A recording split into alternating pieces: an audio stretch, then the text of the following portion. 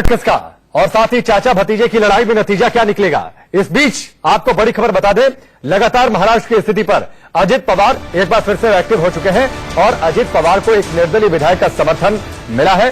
वो विधायक उनसे मिलने के लिए पहुंचे हुए हैं, निर्दलीय विधायक, यानी अब कहीं न कहीं से स्थितियां बदल रही हैं। विनय कोरे अजित पवार से मिलने के लिए पहुंचे हुए हैं। इस वक्त की बड़ी खबर, अजित पवार एक्टिव हुए हैं आज शाम से और उसके साथ ही परिस्थितियां बदल रही हैं और इन बदलती परिस्थितियों के बीच में होटलों के बीच मुलाकातों का दौर। उद्धव ठाकरे ललित होटल पहुंचे, शिवसेना के विधायकों के साथ बैठक की तस्वीरें और उससे पहले एनसीपी के विधायकों से मिल रहे थे और कह रहे थे कि सब कुछ बहुत लंबा चलेगा, विश्वास रखिए। और इस बीच अजित पवार एक्टिव हो गए, ट्विटर पर से पहले अपना बायो एक्टिव किया और उसके बाद जो बधाई संदेश उन तक पहुंचे थे उन बधाई संदेशों को रिप्लाई किया। और अब देखिए विनय कोरे पहुंचे हुए हैं उनसे मिलने के लिए, जो कि निर्दलीय विधायक हैं। यानी अब अजित पवार एक्टिव हो गए हैं कि किस तरीके से प्रोटेस्ट की स्थिति में वो इस गठबंधन को, जो कि उन्होंने कहा है, उससे बहुमत दिलाएंगे। अभिषेक हमारे साथ जुड़े हुए, सीधे उनका रुख करते हैं। अभिषेक, अजित पवार एक्टिव हुए और मिलने वाले पहुंचने लगे, विनय कोरे पहुंचे हैं उनसे मिलने के लिए। बिल्कुल, देखिए अजित पवार अब अपनी ताकत दिखाने शुरू कर दिए हैं। उन्होंने बताना शुरू कर दिया कि ताकत क्या है उनकी महाराष्ट्र में, एनसीपी में ताकत क्या है, किस तरीके से। देखिए जिस तरीके ट्विटर पे देखा होगा आपने कि उन्होंने खुद को अपने आप को एनसीपी का नेता कहा है। हालांकि पार्टी से भले ही निकाला गया है, लेकिन खुल कर डट कर उन्होंने साफ शब्दों में कहा है कि शरद पवार हमारे नेता है और हमारे नेता रहेंगे। और एनसीपी के साथ अलायंस हुआ बीजेपी का, तो यही वजह है कि वह अपनी ताकत दिखाना शुरू कर दिए हैं। और अब सत्ता का केंद्र जो आप देख रहे हैं कि सिल्वर ओक में, यानी शरद पवार घर पर था, वह सत्ता केंद्र कह सकते हैं अब अजित पवार के पास होगा। अजित पवार के पास कितने विधायक जाते हैं, क्या होते हैं, देखिए जितने भी लगातार जो विधायक, करीबन 40 से 42 विधायक जो एनसीपी के इस वक्त मुंबई के पवई होटल में लगातार मौजूद हैं, अब उसमें से कितने विधायक शरद पवार के साथ रहते हैं, या फिर उसमें से जब वहां पर फ्लोर टेस्ट होगा उसमें सभी विधायक क्या बीजेपी को सपोर्ट करते हैं, यह देखना होगा। क्योंकि कोर्ट जब कल फैसला देगा कि क्या जल्द से जल्द फ्लोर टेस्ट कराया जाए या फिर जो कल सरकार चुनी गई है महाराष्ट्र में वो सही चुनी गई है। अगर कोर्ट यह फैसला दे देता है तो सब कुछ धरा का धरा रह जाएगा, किसी का कुछ नहीं चलेगा। क्योंकि अगर अजित पवार को कोर्ट भी मान लेता है कि हाँ उन्होंने जो डॉक्यूमेंट दिए थे वह सही दिए थे, सभी जो विधायक है वो उनके साथ हैं, तो जाहिर सी बात है सरकार। अभिषेक, एक सवाल और, विनय कोरे के पहुंचने का मतलब क्या निकाले जाए, क्योंकि इन्होंने शिवसेना के उम्मीदवार को चुनावी मैदान में हराया, बाबा साहेब पाटिल सारुतकर को उन्होंने हराया और उनके दल में तिकीट मिलने का विरोध हुआ था। उसके बाद वो पवार साहेबांनी आमदारांचा मार्गदर्शन केला आणि त्या बैठकीमध्ये शिवसेना पक्ष प्रमुख उद्धव ठाकरेजी पण उपस्थित होते आणि दोन्ही नेत्यांनी विश्वास दर्शवला की आपल्याकडे बहुमत आहे। सुप्रीम कोर्टाचा काल निकाल, उद्या निकाल येणार आहे, त्या पद्धतीने पुढे काय करायचं आहे ते आपण ठरवू। पण जर पटलावर बहुमत सिद्ध करण्याची वेळ आली तर निश्चित रूपाने संख्याबळ आपल्या बाजूनी आहे आणि निश्चित रूपाने आम्ही विश्वासमत जे देवेंद्रजीच्या माध्यमातून विधानसभेत येईल त्याला पराभूत करून आम्ही नवीन सरकार निर्माण करू, या प्रकारचे मार्गदर्शन सर्व आमदारांना करण्यात आलेले आहे। आज राष्ट्रवादी कांग्रेस पार्टी के राष्ट्रीय अध्यक्ष, राष्ट्रवादी कांग्रेस पार्टी के सभी विधायकों को वो मिले और उन्हें मार्गदर्शन करने का काम किया।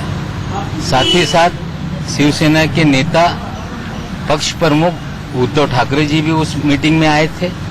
दोनों नेताओं ने मार्गदर्शन किया और जानकारी दी कि सुप्रीम कोर्ट में कल जो भी फैसला आएगा वो क्या होगा, वो देखकर आगे रणनीति तय की जाएगी। अगर विश्वास मत पारित करने के लिए कोई प्रस्ताव विधानसभा में कल जो भी फैसला आएगा वो क्या होगा, वो देखकर आगे रणनीति तय की जाएगी। अगर विश्वास मत पारित करने के लिए कोई प्रस्ताव विधानसभा में जब आएगा तो संख्या बल के आधार पे उस प्रस्ताव को हम गिराएंगे, उन्हें हराने का काम करेंगे और महाराष्ट्र में शिवसेना, राष्ट्रवादी कांग्रेस और कांग्रेस पार्टी की सरकार बनेगी। 50 विधायक हमारे साथ हैं। होटल में कितने बताया जाए? मैं खुद होटल में नहीं रहता हूँ, सभी होटल में नहीं रहते। 50 विधायक हमारे साथ हैं। 4 विधायक जो हैं जिन्हें बीजेपी के लोगों ने कहीं रखा हुआ है, वे लगातार हमसे संपर्क कर रहे हैं और वो भी निश्चित रूप से जल्द ही साथ में आ जाएंगे। अगर नहीं आने दिया गया तो विधानसभा में तो आएंगे। पूरी तरह से सभी विधायक हमारे साथ। एनसीपी के नेता है और एनसीपी बीजेपी का गठबंधन हो चुका है। एनसीपी ने बीजेपी को सपोर्ट किया है। क्या देखेंगे आप? किस तरह देखेंगे आप अजीत पवार? अजीत पवार के जो मानने को तैयार नहीं हो रहे हैं अजीत पवार से, और वो ये भी कह रहे हैं कि पवार शरद पवार ही उनके मुंह। ज्या पद्धतीने अजित पवार यांच्या ट्विटरवर काही ट्विट आलेले, पहिल्या तर ते ट्विट स्वतः करताय की कंपनी जे एजन्सीज आहेत त्यांना हायर करण्यात आलेलं आहे, त्यांच्या माध्यमातून होत आहे. पण त्या ट्विटमध्ये अजित पवार साहेबांनी स्पष्ट सांगितलेलं आहे की पवार साहेब हे त्यांचे नेते आहे आणि निश्चित रूपामध्ये आम्हाला विश्वास आहे की त्यांनी जी चूक केलेली आहे ते कळेल त्यांना आणि कुठे ना कुठे त्यांची जी चूक है ते दुरुस्त करतील. जिस प्रकार से अजीत पवार जी के ट्वीट आए हैं, अब वो स्वयं ट्वीट करते हैं कि एजेंसी करती है, उसकी उसे सहमति है कि नहीं उनकी हमें जानकारी नहीं, लेकिन उस ट्वीट में स्पष्ट रूप से कहा गया है कि आदरणीय पवार साहब को वो अपना नेता मानते हैं और हमें विश्वास है कि पवार साहब की भूमिका से वे सहमत होंगे. जो उन्होंने गलती की है वो स्वीकारेंगे और जल्द से जल्द उसमें दुरुस्ती हो. तो नवाब मलिक को आप सुन रहे थे, लेकिन इस बीच एक और बड़ी खबर बता दें. एक और बड़ी खबर आ चुकी है. देखिए राकेश, इस वक्त की जो बड़ी खबर है वो ये है कि शरद पवार ने ट्वीट किया है 3 मिनट पहले. वो कहते हैं, उन्होंने लिखा है कि there is no confusion in forming an alliance with the BJP Maharashtra. वो कह रहे हैं कि सवाल ही पैदा नहीं होता है कि हम बीजेपी के साथ कोई गठबंधन करें. इनके भतीजे अजीत पवार ने थोड़ी देर पहले ट्वीट किया था कि हम यानी बीजेपी और एनसीपी का गठबंधन होगा और हम सरकार बनाएंगे. अब चाचा जी का ट्वीट आया है. चाचा जी ट्वीट करके कहते हैं कि नहीं, कोई सवाल ही पैदा नहीं होता कि हम बीजेपी के साथ मिलकर सरकार बनाएं. NCP has unanimously decided to ally with Shiv Sena and Nationalist and INC Maharashtra. यानी NCP ने सर्वसम्मति से यह फैसला लिया है कि हम शिव सेना और महाराष्ट्र कांग्रेस के साथ मिल करके सरकार बनाएंगे. आगे चाचा जी लिखते हैं, Shri Ajit Pawar statement is false and misleading in order to create confusion and false perceptions among the people. यानी ये कहते हैं कि मेरे भतीजे यानी इनके भतीजे अजीत पवार ने जो ट्वीट करके जानकारी दी है वो जानकारी झूठी है और विवाद और संदेह मिसलीड करने वाली है, संदेह फैलाने वाली है, जनता में कंफ्यूजन फैलाने वाली है.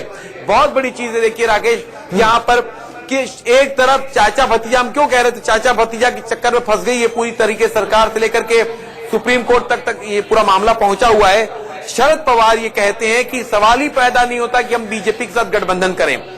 रोहित ये पवार कहते हैं कि हमने गठबंधन कर लिया और हम 5 साल एकदम स्थिर सरकार देंगे और मेरे नेता शरद पवार हैं. ये भतीजे कहते हैं कि मेरे चाचा जी मेरे सर्वसम्मति से एनसीपी के नेता हैं, हमारे भी नेता हैं. और वहीं शरद पवार कहते हैं कि मेरा भतीजा जो बोल रहा है झूठ बोल रहा है. रोहित, एक काम करते हैं, जो आपने बताया दर्शकों को ये भी बता दें कि दरअसल ये अजीत पवार का ट्वीट था और उसी ट्वीट का ये रिप्लाई किया है शरद पवार ने ताकि स्थिति क्लियर हो. लेकिन रोहित, इन सब ट्विटरबाजी के चक्कर में हम भी कंफ्यूज हो रहे हैं, जनता भी कंफ्यूज हो रही है, व्यूअर्स भी कंफ्यूज हो रहे हैं, महाराष्ट्र की जनता भी कंफ्यूज हो रही है. तो मुझे लगता है कि आगे के डिबेट और डिस्कशन में हमें अजीत पवार की एनसीपी और शरद पवार की एनसीपी लगता है कुछ समय बाद हमें ऐसे करके एड्रेस करना पड़ेगा. और चाचा भतीजे की जंग में सवाल तो यही उठता कि नतीजा क्या निकलेगा. बिल्कुल, बल्कि मैं तो ये कहूंगा कि दर्शकों को अगर पीसीआर से अनुरोध करेंगे कि अगर वो एक तरफ अजीत पवार का ट्वीट दिखाएं और इस समय जो ब्रेकिंग न्यूज हमारे चैनल पे चल रही वो दिखाएं, तो दर्शकों को ज्यादा स्पष्ट होगा कि अजीत पवार ने ट्वीट में लिखा है कि भाई हमारे नेता जो अभी चल रहा हमारे, आप नीचे देख सकते हैं ट्वीट चल रहा है, इसे फुल फ्रेम कर दें. ये जो ट्वीट चल रहा है सर्वसम्मान से नेता नरेंद्र मोदी जी को शुक्रिया वाला ट्वीट ना चलाएं, बल्कि ये ट्वीट चलाएं जिसमें उन्होंने ये लिखा है कि शरद पवार हमारे नेता हैं और मेरे नेता रहेंगे, लेकिन एनसीपी और बीजेपी की सरकार बन रही है और 5 साल से सरकार देगी, वो चलाएं. और ये अगल बगल का जैकेट हटा के ब्रेकिंग न्यूज चलाएं जिसमें एक तुलना कर सके और हमारे दर्शक जो महाराष्ट्र में भी हमारा इंडिया न्यूज देख रहे हैं वो उन्हें पता चल सके कि आखिर ये खबर है क्या. फिर से मैं दर्शकों को राकेश एक बार समझा देना चाहता हूं कि करीब करीब घंटे भर पहले एक साथ अजीत पवार ने 3-4 ट्वीट डाले जिसमें उन्होंने कहा कि देखिए मैं सबको भरोसा दिला रहा हूं कि सब कुछ ठीक है, कुछ भी सही गलत नहीं है और हमें पूरा भरोसा है, हम बहुमत साबित कर देंगे। एनसीपी और बीजेपी की सरकार बन गई है, 5 साल सरकार चलेगी।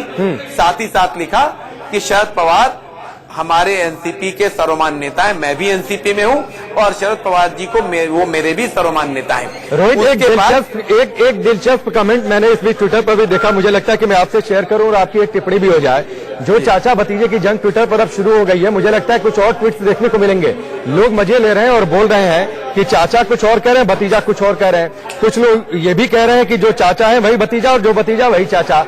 ये बड़ी एक दिलचस्प जंग ट्विटर पर जो है वो शुरू हो गई है। अरे ये तो गाना अब हम दोहराना चाहेंगे, क्यों भाई चाचा हाँ भतीजा, याद है बॉलीवुड की फिल्म थी।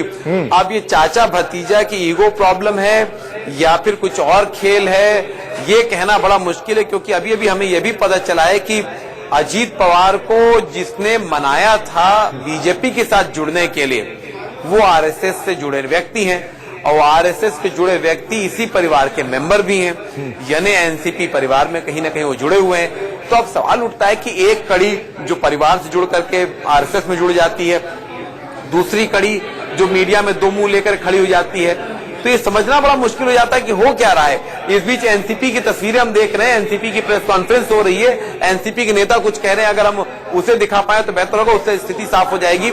इस वक्त न्यूज एजेंसी एएनआई काँग्रेस पक्षाचे नेते आदरणीय अजितदादा पवार यांच्याशी मी आता या सर्व घडामोडीच्या पार्श्वभूमीवर पहिल्यांदाच भेट घेतली। योगायोगानं नुकतंच अजितदादांचं ट्विट आलेलं आहे, दादा राष्ट्रवादी काँग्रेस पक्षामध्येच आहेत। आदरणीय पवार साहेब, जसं आम्ही आधीपासूनही सांगत आलो आहोत, राज्यातल्या कार्यकर्त्यांना देखील राष्ट्रवादी काँग्रेस पक्षाच्या त्यानिमित्तानं मलाही सांगायचं आहे की आदरणीय पवार साहेब हेच दादांचं दैवत, त्यांनी स्वतः सांगितलं। आता ते म्हणाले की मला शरीराच्या देहासकट उभं आडवं चिरलं तरी सुद्धा माझ्या हृदयामध्ये फक्त शरद पवारच आहेत, पवार साहेबांच्या व्यतिरिक्त माझं दुसरं कुठलंही दैवत असू शकत नाही। और इस बीच देखिए एक बड़ी खबर आ रही है कि थोड़ी देर में मीडिया से बात कर सकते हैं अजित पवार।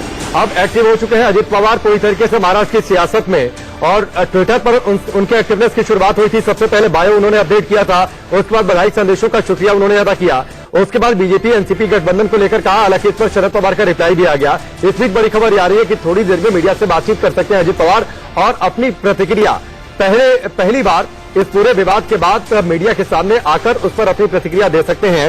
ये इस वक्त बड़ी खबर आ रही है और निश्चित तौर पर इस प्रतिक्रिया का बड़ी बेसब्री से इंतजार है और उसके बाद काफी हद तक तस्वीर साफ हो सकती है कि अजित पवार की अपनी स्ट्रेटजी क्या है, किस स्ट्रेटजी से वो आगे बढ़ रहे हैं। हालांकि इस स्ट्रेटजी का काफी हद तक खुलासा उन्होंने ट्विटर पर कर दिया है। अभिषेक हमारे साथ जुड़ चुके हैं, सीधे उनका रुख करते हैं। अभिषेक, ये बड़ी खबर है, अजित पवार कितनी देर में मीडिया से बात करेंगे?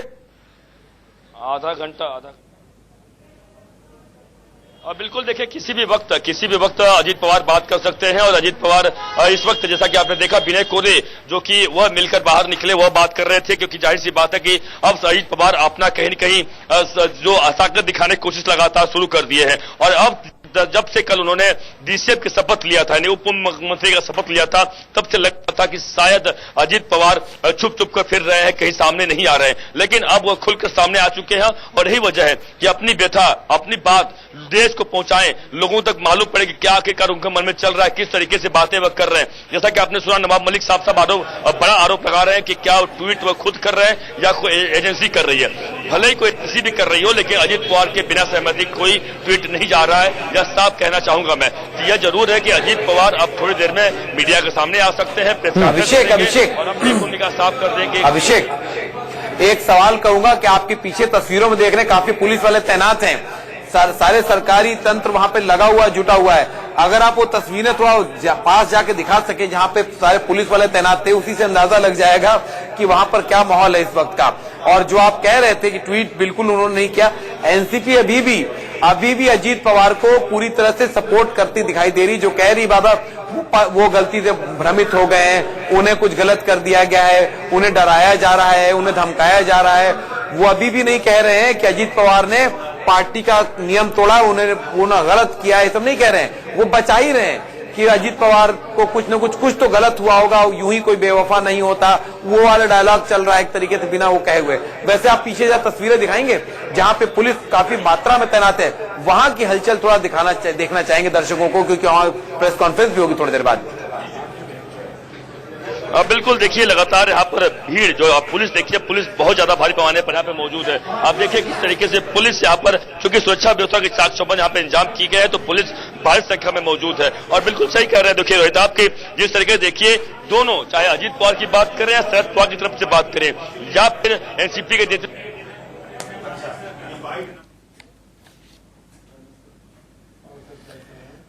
कट गई अभी, अभिषेक से हम संपर्क करेंगे राकेश, लेकिन जो कुल मिला के हम लोग ये बातें कर रहे थे उन बातों का फिर से अब थोड़ी देर में अजीत पवार जब सामने आएंगे तो देखा जाए क्या होगा। एनसीपी अपने एमएलए को जो है वो शिफ्ट कर रही है फिर से। अब एनसीपी के एमएलए को हटाया जा रहा है, अब वो शिफ्ट कहां किया जाएगा अभी हमें नहीं पता। रेनेसा होटल में थे, ये हमें मालूम था कि उनको लेके जाया गया था, लेकिन अब वहां से कहां ले जाने की बात आ रही है ये भी देखना होगा, क्योंकि अजीत पवार अब एक्टिव हो रहे हैं, अभिषेक जुड़ गए हैं। अभिषेक, ये खबर आ रही है कि एनसीपी के एमएलए को अब वहां से भी शिफ्ट किया जाएगा, तो एनसीपी के विधायकों को शिफ्ट करने की कोई जानकारी आई है क्या? और जो आप दिखा रहे थे वहां की हलचल एक बार दोबारा दिखाएं। बिल्कुल, कैमरा पर्सन को दिखाते रहेंगे, आपसे बात करते रहेंगे। देखिए जिस तरीके से सुरक्षा के चाक चौबंद यहाँ पे इंतजाम लगातार बहुत ज्यादा बढ़ाए गए हैं और बढ़ते जा रहे हैं। और लेकिन देखिए बिल्कुल सही कह रहे हैं, जो हमारे पास जानकारी है, मैंने इसको ब्रेकिंग भी दिया था कि शिवसेना के जितने शिवसेना खासतौर से इस पर जोर दे रही थी कि एनसीपी जितने विधायक है उनको अलग जगह शिफ्ट किया जाए, तो कि यहाँ से भी कहीं कहीं गड़बड़ हो सकता है, तो इसलिए उन्हें थाने में ले जाने की बात चल रही है कि आज देर रात थाने में शिफ्ट किया जाएगा सभी के सभी एनसीपी के विधायकों को। और वह इसलिए किया जाएगा क्योंकि शिवसेना उसके लिए रिक्वेस्ट कर रही है कि कहीं यहाँ के विधायक फूट न जाए, गड़बड़ी ना पैदा हो। और जो कि थाने एक ऐसी जगह है जो शिवसेना गढ़ कहा जाता है और एकनाथ शिंदे वहां के बाहुबली नेता कहते हैं, तो शिंदे के निगरानी में तमाम एनसीपी के जो विधायक इस वक्त जो रेनेसा होटल में मौजूद है पवई में, वह यहां पर मौजूद होंगे और उनके निगरानी में कहीं कहीं यह सब किया जाएगा। लेकिन लगातार देखिए, जो आप पूछ रहे थे कि अजीत पवार का और शरद पवार का, देखिए दोनों है। अगर शरद पवार चाहते 2 मिनट में उन्हें पार्टी से बाहर निकाल सकते थे, बर्खास्त कर सकते थे, सस्पेंड कर सकते थे, लेकिन अब तक ऐसी कोई कार्रवाई नहीं हुई है। सिर्फ चल रहा है, ट्विटर वार चल रहा है, तो यह जरूर लोगों के मन में कंफ्यूजन आता है, सस्पेंस आता है, आखिरकार चल क्या रहा है। अगर आपके खिलाफ जाकर वो ट्वीट कर रहे हैं, शरद पवार के खिलाफ जाकर लगातार वो इस बात पे कह रहे हैं कि सरकार में अलायंस किया है। दादांचे माझे संबंध आहे जुने आणि एक त्यांना मी भेटासाठी इथे आलेलो आहे, मला भेटू द्या,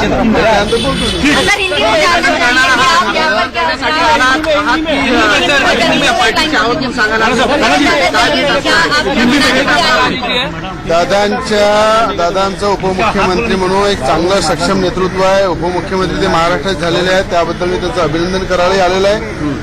वो महाराष्ट्र के उप मुख्यमंत्री बने, एक मजबूत नेता है महाराष्ट्र के, इसलिए मैं उनका अभिनंदन और बधाई देने भी उनको आया हूं।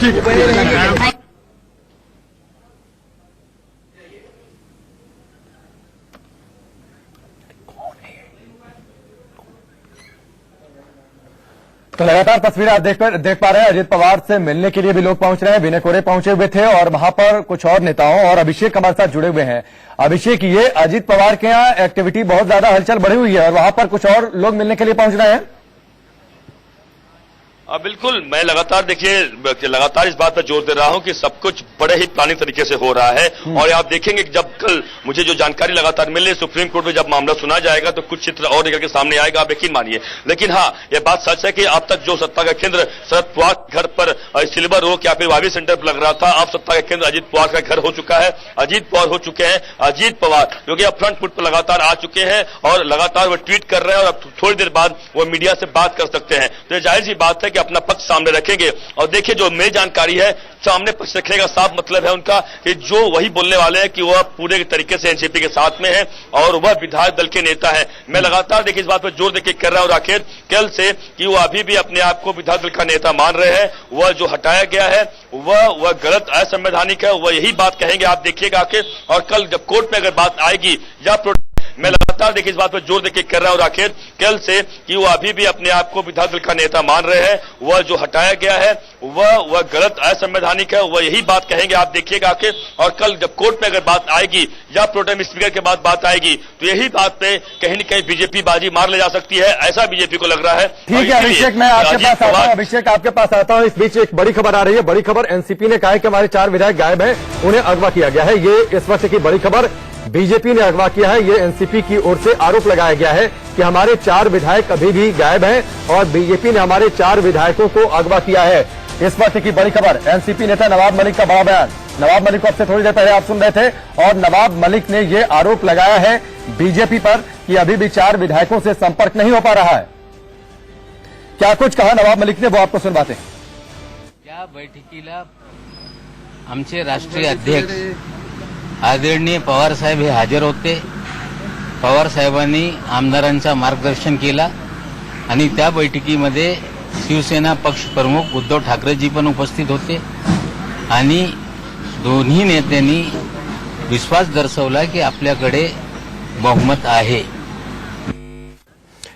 तो नवाब मलिक को आप सुन रहे थे और अब इंतजार इस बात का है कि अजीत पवार मीडिया के सामने कब आते हैं। वक्त यहां पर ब्रेक का, बहुत जल्द वापस लौटते हैं।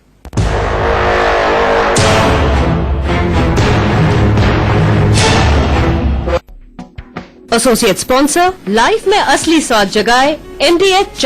ब्रेक के बाद भी हम अपनी बड़ी कवरेज पर लगातार बने हुए हैं और इस वक्त की बड़ी खबर आपको बता दें। बड़ी खबर यह है कि एनसीपी के विधायकों की निगरानी शिवसेना के द्वारा होगी।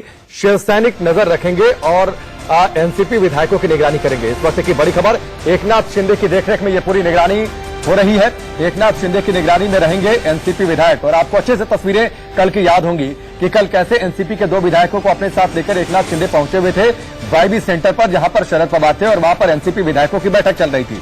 एनसीपी विधायकों की निगरानी करेंगे शिवसैनिक, इस वक्त की बड़ी खबर।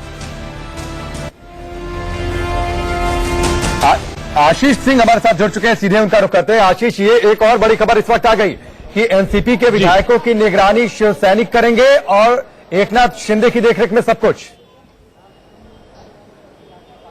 बिल्कुल, और देर रात आज ही जो एनसीपी के एमएलए हैं, सारे विधायक का रिनासा होटल पवई है, वहां से थाने, जो कि मुंबई से सटा हुआ एक शहर है, वहां पर ले जाए जाएंगे। बेसिकली ये इस बात को दर्शाता है कि शिवसेना को भी अब एनसीपी पर पूरा विश्वास रहा नहीं है। जिस तरह से शरद पवार खुद उद्धव ठाकरे के साथ आए थे मीटिंग, एनसीपी के सारे विधायकों को उन्हें एड्रेस किया, उनसे सबसे मिले, उसके बाद में उद्धव ठाकरे ने ये कहा कि जिस तरह से आपके नंबर्स फ्लोट हो रहे हैं, पूरे विधायक हैं नहीं साथ में, और जो है भी उसमें फिर उस पर भी पूरा विश्वास नहीं रखा जा सकता कि सारे के सारे फ्लोर टेस्ट में महाराष्ट्र असेंबली में वो वोट करेंगे कि नहीं। इसलिए शिवसेना ने यह कहा कि वो एनसीपी विधायकों की भी निगरानी पूरे शिवसेना लीडर्स द्वारा की जाएगी और एकनाथ शिंदे, जो कि एक बड़े नेता हैं शिवसेना के, थाने से उन्हें ये जिम्मेदारी दी गई है और उन्होंने ये सजेस्ट किया है कि आज देर रात को सारे एनसीपी के विधायकों को मुंबई की पवई रिनासा होटल से थाने लेके जाया जाएगा।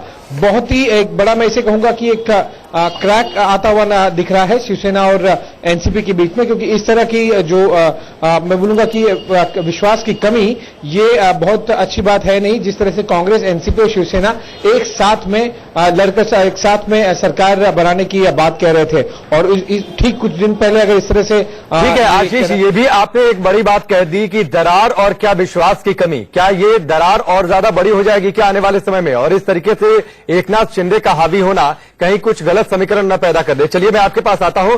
बड़ी खबर एक और बता दें। बड़ी खबर यह है कि अजीत पवार के घर पर हलचल बढ़ गई है। अजीत पवार के घर पर हलचल बढ़ गई है। वहां पर उनसे मिलने अब से थोड़ी देर पहले विनय कोरे, साथ ही कुछ और लोग भी पहुंचे हुए थे और अब किसी भी वक्त मीडिया के सामने आ सकते हैं अजीत पवार, अपनी बातचीत रख सकते हैं। और अब से थोड़ी देर पहले हम लगातार इसलिए बता रहे हैं क्योंकि अजीत पवार अचानक से एक्टिव हुए हैं और इस एक्टिव होने की शुरुआत पहले उन्होंने ट्विटर से की, उसके बाद उनके घर पर हलचल बढ़ी, लोगों के मिलने जुलने का सिलसिला तेज हो चला है और इसके साथ ही अब मीडिया के सामने आने वाले हैं अजीत पवार। जो जानकारी मिली है कि अब से थोड़ी देर बाद किसी भी वक्त वो मीडिया के सामने आ सकते हैं और अपनी बात सामने रख सकते हैं। हालांकि ये अंदाज जरूर लगाए जा रहे हैं कि वो बोलेंगे क्या।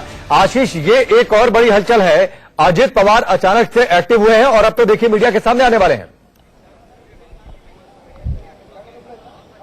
बिल्कुल वो सोशल मीडिया पर तो आ गए और कुछ घंटों बाद अब मेन स्ट्रीम मीडिया के सामने आने वाले हैं। कुछ घंटे पहले उन्होंने ट्वीट लगातार मैं कहूंगा सीरीज ट्वीट किया, जिसे रिप्लाई ट्वीट कहूंगा। 8 से 10 इस तरह के ट्वीट किए और सबसे पहले उन्होंने जिस तरह से प्रधानमंत्री मोदी का शनिवार के ट्वीट का रिस्पॉन्ड करते हुए कहा कि वो महाराष्ट्र को पूरी तरह से एक स्टेबल गवर्नमेंट देंगे और उन्होंने प्रधानमंत्री मोदी के जो कांग्रेचुलेटरी मैसेज था उसका जवाब दिया। उसके बाद एनसीपी में काफी तनाव बढ़ गया है और ये तनाव सेना पर भी दिखाई दे रहा है। चलिए आशीष, आप नजर बनाकर रखिए। आपने अच्छा जिक्र किया कि प्रधानमंत्री मोदी के ट्वीट के रिप्लाई से उन्होंने शुरुआत की थी। उम्मीद है थोड़ी देर बाद वो ट्विटर पर प्रधानमंत्री मोदी को फॉलो भी करने लगे, क्योंकि अभी तक तो वो फॉलो नहीं कर रहे हैं। चलिए बस यहां पर ब्रेक का, बहुत जल्द वापस लौटते हैं।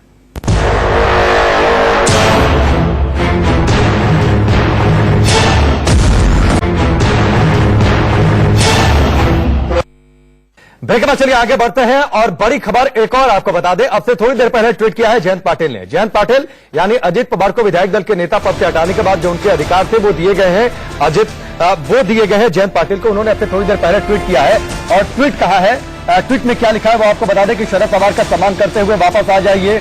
ये उन्होंने ट्वीट किया है कि आप नेशनलिस्ट कांग्रेस पार्टी यानी एनसीपी के फाउंडर मेंबर रहे हैं। हम सभी पवार साहब की छत्र छाया में आगे बढ़े हैं और राज्य के हित के लिए, पार्टी के हित के लिए बीजेपी के साथ जाने का फैसला बदल दीजिए और रिस्पेक्ट करते हुए शरद पवार के इस डिसीजन को आप वापस लौटाइए, ये अपील की है। इससे पहले हमने आपको बताया था कि किस तरीके से जयंत पाटिल एक्टिव थे ग्राउंड पर भी अजित पवार को मनाने के लिए, लेकिन वो सारी कोशिशें फेल हो गई थी। अब एक कोशिश उन्होंने दोबारा की है ट्विटर पर और ये कोशिश की है अजित पवार के एक ट्वीट को रिट्वीट विद कमेंट उन्होंने किया है, जिसमें अजित पवार ने ट्वीट किया था कि मैं एनसीपी में हूं और हमेशा एनसीपी में रहूंगा। शरद पवार हमारे नेता हैं और बीजेपी एनसीपी का अलायंस यानी जो गठबंधन है वो एक स्टेबल गवर्नमेंट देगा महाराष्ट्र में।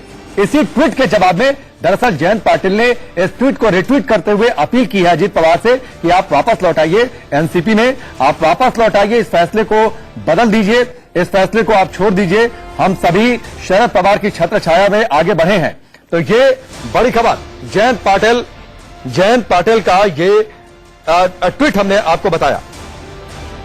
और दो मेहमान इस वक्त हमारे साथ स्टूडियो में जुड़ चुके हैं, मैं उनका रुख करूंगा। दीपक झा हमारे साथ जुड़ चुके हैं पॉलिटिकल एनालिस्ट के तौर पर। प्रमोद कुमार सिंह वरिष्ठ पत्रकार हमारे साथ, सीधे उनका रुख करते हैं। सबसे पहले प्रमोद जी आपके पास ये जयंत पाटिल का ये ट्वीट हमने आपको बताया। और दो मेहमान इस वक्त हमारे साथ स्टूडियो में जुड़ चुके हैं, मैं उनका रुख करूंगा। दीपक झा हमारे साथ जुड़ चुके हैं पॉलिटिकल एनालिस्ट के तौर पर। प्रमोद कुमार सिंह वरिष्ठ पत्रकार हमारे साथ, सीधे उनका रुख करते हैं। सबसे पहले प्रमोद जी आपके पास ये जयंत पाटिल ने अब ट्विटर पर कोशिश कर दी है, ग्राउंड पर तो उनकी कोशिश नाकाम हो गई थी, आज ट्विटर पर एक और कोशिश अजित पवार को मनाने की, शायद जो कानूनी मजबूरी है वो समझ रहे हैं जयंत पाटिल। देखिए अजित पवार के उन्होंने एक के बाद एक 2 ट्वीट किए हैं, उससे जो है राजनीतिक हलचल ही नहीं बढ़ी और मुझे जहां तक लगता है कि नेशनलिस्ट कांग्रेस पार्टी के खेमे में हलचल मची हुई है। जयंत पाटिल उनसे इल्तिजा कर रहे हैं कि आप वापस आ जाइए, शरद पवार साहब के निर्णय का सम्मान करिए। इस पे सवाल ये बैठता है कि अभी अजित पवार तो अभी भी एनसीपी में है, उनको उन्होंने एक्सपेल तो किया नहीं। या तो एनसीपी की लीडरशिप में घबराहट है कि अजित पवार क्या के साथ जो विधायक हैं वो कहां जाएंगे, अगर उस दिन जो वोट होगा, उन्होंने जो वोट लेटर ऑफ सपोर्ट दिया है उन्होंने बतौर एनसीपी के विधायक दल के नेता की हैसियत से दिया है। और तो इससे इन लोगों को सबसे ज्यादा घबराहट है। जो शरद पवार साहब ने फिर अजित पवार को पलट के वार किया कि नहीं ऐसा नहीं, हमारा गठबंधन है, कांग्रेस के साथ ये है। लेकिन शरद पवार साहब अभी अजित पवार के सामने उन्होंने कोई बयान नहीं दिया, सुप्रिया सुले ने कोई बयान नहीं दिया। पार्थ पवार ठीक है। देखिए एक और बड़ी खबर आ रही है कि अजित पवार से मिलने के लिए एनसीपी के नेता भी पहुंच रहे हैं उनके घर पर। निर्दलीय विधायक रवि राणा अजित से मिलने पहुंचे, इससे पहले विनय कोरे पहुंचे हुए थे। इस बीच एनसीपी के कोई प्रवक्ता है वो पहुंचे हुए हैं अजित पवार से मिलने के लिए, तो हलचल वहां पर बड़ी तेज हो गई है। उमेश पाटिल पहुंचे हुए हैं एनसीपी के नेता अजित पवार से मिलने के लिए और वहां पर आप देखिए अचानक से नेताओं का जमावड़ा बढ़ गया है अजित पवार के घर पर और थोड़ी देर में प्रेस कॉन्फ्रेंस करेंगे अजित पवार, ये जानकारी मिली है और इसी प्रेस कॉन्फ्रेंस का इंतजार है। हालांकि इस बात के कयास लगाए जा रहे हैं कि अजित पवार क्या कुछ कह सकते हैं मीडिया में। और इस बीच बड़ी खबर यह भी है कि एनसीपी के विधायकों की जगह भी बदली जा रही है। अभी पवई के रेनेसा होटल में है, लेकिन जैसा कि आशीष अब से थोड़ी देर पहले बता रहे थे कि देर रात तक उन्हें शिफ्ट कर दिया जाएगा ठाणे में। ठाणे जो कि एकनाथ शिंदे के प्रभाव का इलाका है, शिवसेना के वर्चस्व का इलाका है। आशीष हमारे साथ जुड़े हुए, सीधे उनका रुख करते हैं। आशीष देखिए परिस्थितियां बड़ी तेजी से बदल रही हैं। एक और अजित पवार के घर पर नेताओं का जमावड़ा, कुछ निर्दलीय विधायक पहुंच चुके हैं अब तक उनसे मिलने के लिए, एनसीपी के कुछ नेता उनसे अब पहुंच चुके हैं मिलने के लिए। इधर खबर यह है, जैसा आप थोड़ी देर पहले बता रहे थे कि देर रात तक शिफ्ट कर दिया जाएगा ठाणे में एनसीपी के विधायकों को। बिल्कुल, और लगभग 6 घंटे ही हुए हैं सुप्रीम कोर्ट को एक हियरिंग के बाद में, और अब से लगभग मैं कहूंगा आधे दिन बाद सुप्रीम कोर्ट वापस हियरिंग करेगा। और उसके पहले सुप्रीम कोर्ट को इस तरह के इंडिकेशन मिलना शुरू होना ये काफी नेगेटिव न्यूज है कांग्रेस, एनसीपी और शिवसेना के लिए। हालांकि शुरुआत से ही अटकलें लगाई जा रही थी कि चाचा भतीजे की ये लड़ाई कोई आम लड़ाई है नहीं, और ये इस तरह से जिस तरह से दिखाने की कोशिश की जा रही है वैसा है नहीं। और जैसे मैंने पहले भी दिन में एक बार कहा था कि मराठी में जो एक कहावत है कि जैसे दिसतं तसं नसतं, जिस तरह से चीजें दिखती हैं वैसी होती नहीं है, और वही जो दिख नहीं रहा था अब तक अब वो होता हुआ नजर आ रहा है। देखेंगे कि रात को जब जिस तरह से शिवसेना के एमएलए को एनसीपी के एमएलए को शिवसेना की निगरानी में रखा जा रहा है, क्योंकि उनमें से काफी लोग डायरेक्टली इनडायरेक्टली अजीत पवार को फीलर्स देते हुए नजर आ रहे हैं। जैसे कि एक और निर्दलीय एमएलए हैं, वो भी मिलने के लिए पहुंचे अजीत पवार को। कुछ और बड़े नेता हैं महाराष्ट्र के, वो भी बधाई देते हुए पहुंच रहे अजीत पवार के घर। और जिस तरह से जैसे ही पब्लिक प्लेटफॉर्म पर, सोशल मीडिया में, ट्विटर पे अजीत पवार ने अपनी बोल्डनेस जाहिर की कि वो एनसीपी में भी हैं और उप मुख्यमंत्री भी हैं। उनके जो ट्विटर बायो में 2 लाइनें अभी बदलाव की गई 2 घंटा पहले कि उप मुख्यमंत्री भी हैं और एनसीपी में भी रहेंगे। इसी के मद्देनजर ये अटकलें तेज हो गई हैं कि जो एक पर्दे के पीछे का जो खेल चल रहा था कि एनसीपी का एक बड़ा हिस्सा और बीजेपी की ही सरकार आगे रहेगी, जो अभी फिलहाल बनी हुई है, ये अब होता हुआ दिख रहा है। चलिए आशीष, मैं आपके पास आता हूं। भारतीय जनता पार्टी से गोपाल कृष्ण अग्रवाल जी हमारे साथ जुड़े हुए हैं। गोपाल जी, एक बात बताइए, ये अचानक से अजित पवार जो एक्टिव हुए हैं, जाहिर सी बात है कुछ तो ऐसी संजीवनी मिली है, या फिर कानूनी तौर पर किसी ऐसी मजबूती का एहसास आप लोगों को हुआ है कि आप पूरी तरीके से फ्रंट फुट पर आकर खेलने लगे आप लोग? नहीं, देखिए, बिल्कुल ये जो बात है ये मीडिया की और कांग्रेस की और एनसीपी और जो शिवसेना की स्पेकुलेशन थी। जब हमने शपथ ली है तब से यह स्पष्ट था कि अगर भारतीय जनता पार्टी देवेंद्र फडणवीस जी के साथ शपथ लेके अजीत पवार जी को डिप्टी सीएम बनाया है, तो भारतीय जनता पार्टी पूरी तरह से उस बारे में आश्वस्त है कि उनके साथ वो बहुमत है। नहीं तो आज से 20 दिन पहले जब देवेंद्र फडणवीस जी ने खुद लिख के दिया था कि मेरे पास बहुमत नहीं है और हमने कहा कि बाकी कोई को सरकार बनानी है तो बना ले, तो हम लोग पूरी पेशेंटली उस बात को देखते रहे। और जब ये 15-20 दिन से जब ये लोग कुछ कर नहीं रहे हैं, महाराष्ट्र को एक सरकार चाहिए और वहां पे एक विकास के लिए एक चाहिए, और मैंडेट हम शुरू से मान के चल रहे हैं कि जो मैंडेट है महाराष्ट्र में वो जो था वो देवेंद्र फडणवीस जी के लिए और भारतीय जनता पार्टी के साथ के लिए था, महायुति के साथ था, धोखा शिवसेना ने दिया। तो यह सारी परिस्थिति में और कोई ऑप्शन था ही नहीं। और नहीं ऑप्शन नहीं था, वो बात ठीक है, वो बात बहुत वक्त हो गया गोपाल जी सुनते हुए। मेरा सवाल ये था कि जो आप लोगों ने ऑपरेशन लोटस लॉन्च किया हुआ है, इसकी इनसाइड स्टोरी क्या है, सक्सेस फॉर्मूला क्या है, किस तरीके से? क्योंकि एनसीपी कह रही है कि दरअसल अजीत पवार विधायक दल के नेता है नहीं, कानून के जानकार, या फिर आप लोगों की ओर से ऐसा कहा जा रहा है कि नहीं अजीत पवार अभी विधायक दल के नेता है, कानूनी तौर पर उनकी स्थिति मजबूत है। ये पेज क्या है, इनसाइड स्टोरी क्या है, वो जरा समझा दीजिए तो मुझे लगता है कि स्थिति ज्यादा क्लियर हो जाएगी। ये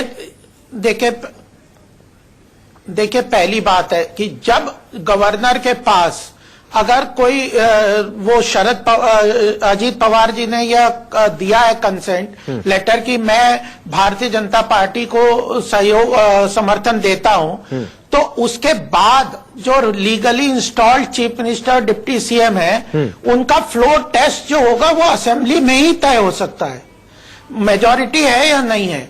देखिए, at a point of time सारी चीजें होती हैं।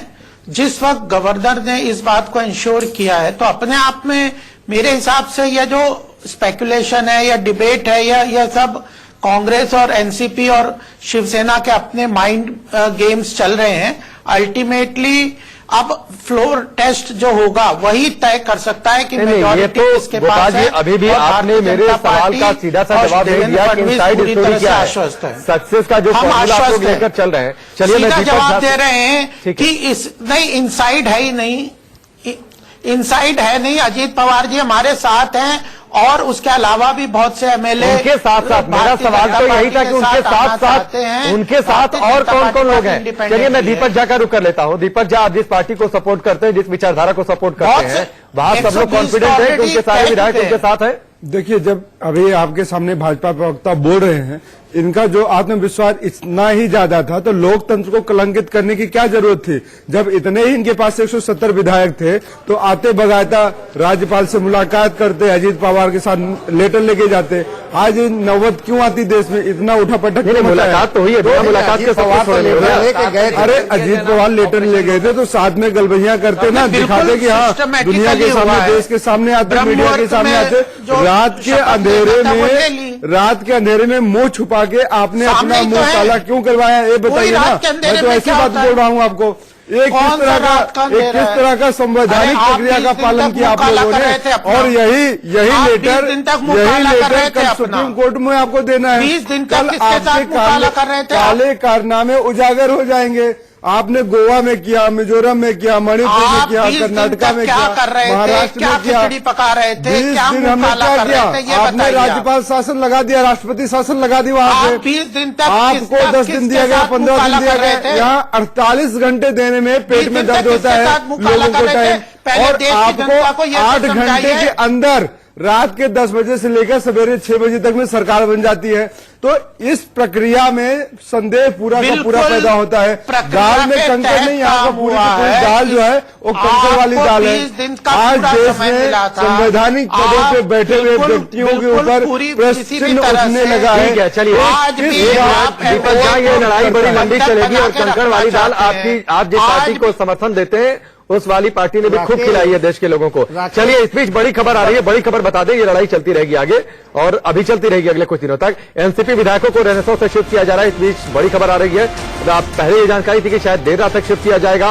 होटल हयात ले जाए जा रहे हैं एनसीपी के सारे विधायक, लगातार बदली जा रही है विधायकों की जगह। इस वक्त की बड़ी खबर, रोहित विश्वकर्मा हमारे साथ जुड़ चुके हैं, सीधे उनका रुख करते हैं। रोहित, ये तो देर रात तक ले जाने वाले थे, अभी अचानक से अफरा तफरी। देखिए, ऑपरेशन लोटस कोई माने ना माने शुरू हो चुका है। अब यहाँ लोटस का अर्थ कुछ भी निकाल लीजिए, ऑपरेशन का मतलब कुछ भी निकाल लीजिए, लेकिन अभी हमारे सूत्र बताते हैं जो 4 नेता लग गए हैं इस काम में, उनके नाम भी आ गए हैं। उसमें एक बड़ा नाम नारायण राणे भी हैं, जो कल ही दावा करके गए हैं कि 100% टूटेंगे। जो कल दावा किए थे वो 100% टूटेंगे, वो भी अपने राजनीतिक छेना पेचकस को लेकर के शुरू हो चुके हैं और छेनी पेचकस का खेल शुरू हो चुका है। अब इस तोड़फोड़ के खेल में सबसे पहले जो था मैरियट होटल के सामने जुगाड़ लगाया गया। तो मैरियट होटल में आपको मालूम है कि कौन कौन रुका हुआ है, कांग्रेस के लोग भी बाकी वहां पहुंच गए थे। उसके बाद फिर अब बता रहे हैं कि ये जो यहां से हयात होटल शिफ्ट किया जाएगा। कल आपको याद होगा रात को जो तस्वीर हम दिखा रहे थे, 3-3 लोगों 3-3 बार गणना की गई, उसके बाद ले जाए गए और 41 करीब अंदर थे। अब जो खबर आ रही है कि इनको शिफ्ट किया जा रहा है दूसरे होटल में, वहां भी पहले से रेकी कर ली गई है। वहां पर जाकर के एनसीपी के दूसरे नेताओं ने रेकी कर ली है, मुआयना कर रहे हैं। वही सोर्सेस से हमारे पास एक खबर आई कि भाई एनसीपी के लोगों की हलचल बढ़ गई और हयात होटल पहुंच गए। आपने अच्छा नारायण राणे का जिक्र किया रोहित, तो मैं उसमें एक थोड़ी सी बात ऐड कर दूं। नारायण राणे के जो बेटे हैं नितेश राणे, आपसे करीब 4-5 घंटे पहले उन्होंने एक ट्वीट को रिट्वीट किया था। एक न्यूज एजेंसी कोई है, उसका ये ट्वीट था कि ऑपरेशन कमल लॉन्च किया गया है।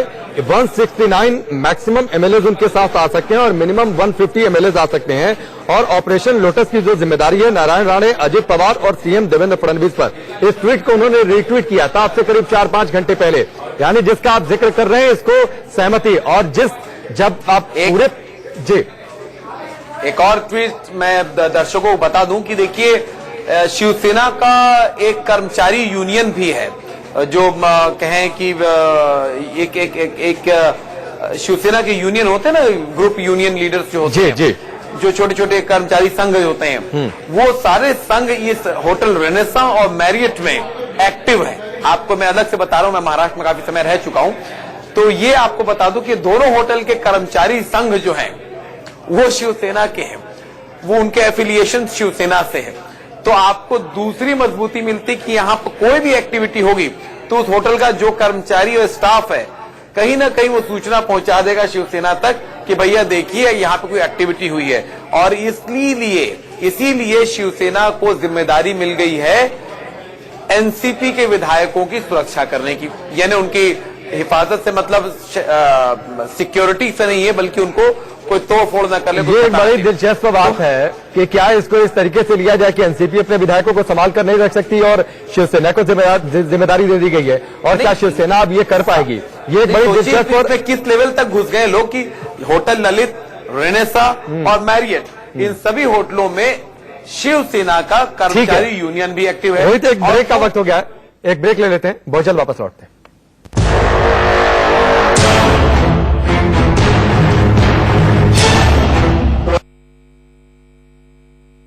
ब्रेक के बाद भी हम लगातार बड़ी खबर पर, महाराष्ट्र के हलचल पर बने हुए हैं, और जो बड़ी खबर इस वक्त की है कि ऑपरेशन लोटस की जिम्मेदारी 4 बड़े नेताओं को दी गई।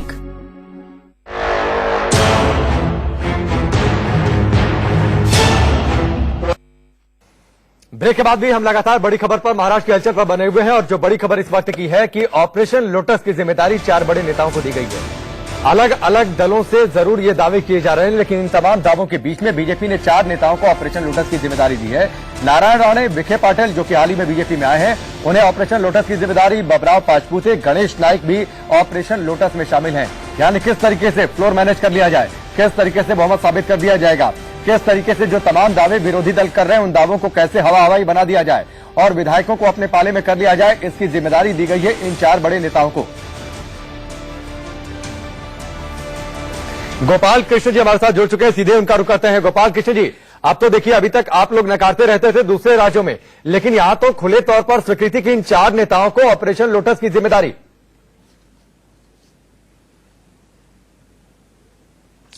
देखिए, जिस तरह की फ्लूइड सिचुएशन महाराष्ट्र में चल रही है, उसमें यह जरूरी है कि ये जो इस तरह की जो कांग्रेस, एनसीपी और शिवसेना जिस तरह का खींचतान कर रही है, उसमें इस बात के लिए पूरी तरह से आवश्यकता है कि महाराष्ट्र के हित में, वहां के स्टेट में, और वहां पे जो स्टेट के लिए एक स्टेबल गवर्नमेंट मिले। और अगर स्टेबल गवर्नमेंट वहां पे कोई दे सकता है तो भारतीय जनता पार्टी देवेंद्र फडणवीस जी के नेतृत्व में दे सकती है। इसके लिए जो भी आवश्यक होगा भारतीय जनता पार्टी उस हिसाब से ग्राउंड लेवल पे और सब स्तर पे वह कार्य कर रही है। हम लोग हर इलेक्शन में, हर चीज में पूरी तरह तन्मयता से और पूरे जो मेहनत के साथ काम करते हैं। कौन सा इलेक्शन है, क्या है, इसके नहीं, अभी तो इलेक्शन है नहीं ना, अभी तो ये अलग तरीके का इलेक्शन है। और सिलेक्शन, कौन कौन से विधायकों को सिलेक्ट कर लिया जाए, कैसे उन्हें टारगेट कर लिया जाए, कैसे उन्हें अपने पाले में लाया जाए। इस तरह से आप शरद पवार जी, नहीं आप व्यवहार देखिए ना, शिवसेना का शरद पवार जी, जिस तरह से ये जो खींचतान चल रही है, कोई असमंजसता चल रही है, कोई कुछ बयान दे रहा है जिसका कुछ जनता कुछ समझ नहीं रही है, तो इस वक्त भारतीय जनता पार्टी को भी पूरी तरह से सजग रहने की आवश्यकता है। वही चल रहा है। भारतीय जनता पार्टी का चीफ मिनिस्टर है, हमें वहां पे सरकार चलानी है 5 साल है, और हम ये मान के चले। ये तो वो भी दावा कर रहे हैं गोपाल कृष्ण जी, ये तो वो भी दावा कर रहे हैं जनता के नाम पर कि 5 साल स्टेबल गवर्नमेंट देंगे। ये दरअसल सब कुछ खेल रही है अपनी पार्टियां, अपने हित के लिए, बस जनता का नाम यूज कर ले रहे हैं कि सब कुछ जनता और महाराष्ट्र के हित के लिए। दरअसल इसमें हित है अलग अलग पार्टियों का। क्यों दीपक भैया, सही बोल रहा हूँ ना मैं? देखिए, ये जिसकी बात कर रहे हैं शरद पवार की और शिवसेना की कि एक दूसरे के खिलाफ बयानबाजी, मैं इनसे खुद पूछता हूँ, एक क्या बयानबाजी है? इन लोगों ने चुनाव लड़ा शिवसेना के साथ, फडणवीस जी का कोई और बयान, उद्धव जी का कोई और बयान, तो बयानबाजी, किस बयानबाजी की बात कर रहे हैं, किस नैतिकता की बात कर रहे हैं? नैतिकता इनके पास तो फिर इनकी गिरी हुई है और दूसरे के ऊपर उंगली उठा रहे हैं। अरे अपने गिरेबान में झांकिए कि आप लोगों के पास आपके नेता ने क्या बोला था, चक्के पिसवाएंगे आज तक, और आज आप जिसको चोर मानते थे, जिसको आप अपराधी मानते थे, उसको तो आपने गद्दे उठा के दे दिया। साहब कैसी बातें कर रहे हैं? जिसको आप जेल में डालने की बात करते थे, अपनी लड़ाई एक मिनट प्रमोद जी, गोपाल जी, राम मंदिर को क्यों लाते हैं? ज्ञान की बातें प्लीज मुझे चीखने चिल्लाने पर मजबूर मत करिए। ज्ञान की बातें नहीं हजम होती है मुझे, और अब तो बिल्कुल भी नहीं। चलिए रोहित के पास रुख करते हैं। रोहित, क्या जानकारी आपके पास? देखिए, जानकारी ज्यादा, इस बहस को देखने के बाद थोड़ा सा भी बीच में मैं हट करके थोड़ी बात कर लेना चाहता हूं। बहुत ही नैतिकता और ज्ञान की जो बातें आप जिसमें बोल रहे थे, चल रही थी, आपको याद होगा कल्याण सिंह सरकार ये करीब करीब इसी वक्त का वक्त होगा जब अटल बिहारी वाजपेयी आमरण अनशन पर बैठ गए थे। इसीलिए आमरण अनशन पर बैठ गए थे क्योंकि कल्याण सिंह की सरकार को गवर्नर ने हटा दिया था और गवर्नर ने हटाने के बाद ये मामला कोर्ट में गया। कोर्ट ने जब मामला उनका खारिज विजेता घोषित किया और कल्याण सिंह की सरकार को पुनः स्थापित किया गया, तब जाके वाजपेयी जी ने जूस पिया ग्लास से। तो एक वो घटना थी जब वाजपेयी जी के उच्च आदर्शों की बात कर रहे हैं, वो तब तक आमरण अनशन में बैठे रहे जब तक गवर्नर के फैसले को कोर्ट ने गिरा नहीं दिया और इस नैतिकता पर बैठे रहे। और उनका एक और बयान याद दिलाता हूं, जब उन्होंने अपने लोकसभा के बीच में खड़े होकर कहा था कि मुझे कई लोग कह रहे हैं कि हम पार्टी तोड़ के आपकी पार्टी का समर्थन कर देंगे। जिस समय वो इस्तीफा देने जा रहे हैं तो उस समय की बात बता रहा हूं, तब उन्होंने कहा था कि देखिए मैं चिमटे से भी ऐसे को छूना नहीं चाहूंगा जो अपनी पार्टी तोड़ करके मुझे समर्थन करने आएगा, अपनी विचारधारा छोड़ करके आएगा, सिर्फ सरकार के लिए आएगा। और ये उन्होंने लोकसभा के पटल में कहा था और छोड़ दिया था। सरकार एक वोट से गिर गई थी। और वो दिन है और एक आज का दिन है जब हम देख रहे हैं महाराष्ट्र में इस वक्त दो लोग खेमेबंदी करके अलग अलग होटलों में जाके छुपे हुए हैं। एक व्यक्ति अंदर घुसा हुआ है, दावा हो रहा है इतने जुड़ेंगे, इतने टूटेंगे, इतने फूटेंगे, इतने आएंगे, इतने जाएंगे। खुले तौर पर बयानबाजी चल रही है कि इस पार्टी के इतने लोग टूट के हमारे पास आएंगे, उस पार्टी के इतने लोग आएंगे। ये सब ओपन माउथ से चल रहा है। तो एक वो दौर था जस्ट मुझे याद दिलाने की नौबत पड़ी, लगा कि हमें याद दिलाना चाहिए कि हमारे बीच में एक ऐसा नेता भी था, वाजपेयी नाम से वो नेता हमारे साथ रहे, जिन्होंने एक राजनीति का बहुत उच्च कोटि का मापदंड स्थापित किया था। जस्ट ये मेंशन करना बड़ा जरूरी था राकेश।